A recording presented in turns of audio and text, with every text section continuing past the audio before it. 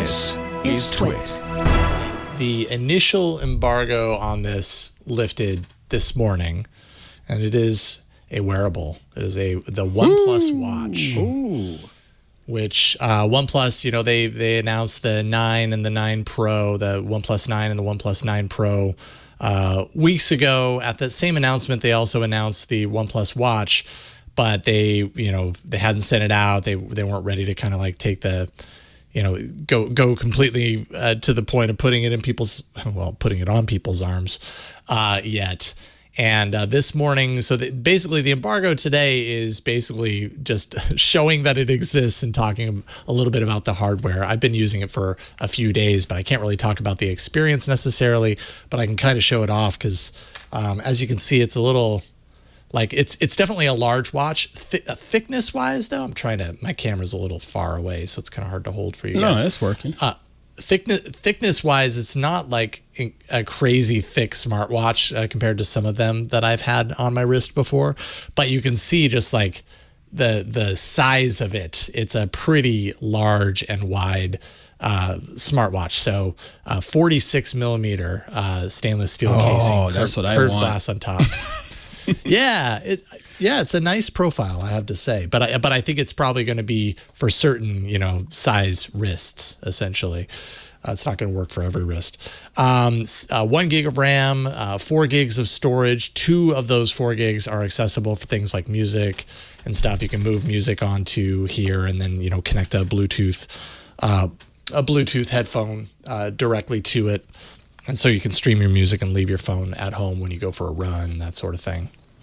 402 milliamp hour battery. It does have a charging puck, so you just drop it right on the charging puck and, it starts charging. And IP68, so that's water and dust resistance.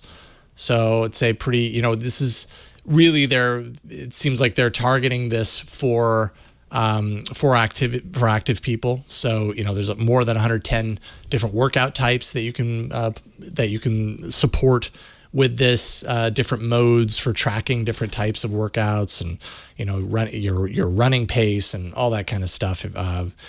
Maybe you're in the gym or maybe you play cricket. I noticed that cricket is a setting. So if you play cricket, you're solid here. GPS. Does blood oxygen saturation monitoring, stress detection, breathing training, rapid heart rate alerts. It does the thing where, after an hour, it tells you to get up and walk around. So you got that as well. $159. Yes. So it's not. That price is what gets me. That's awesome. Yeah. That's a lot of good features for that price.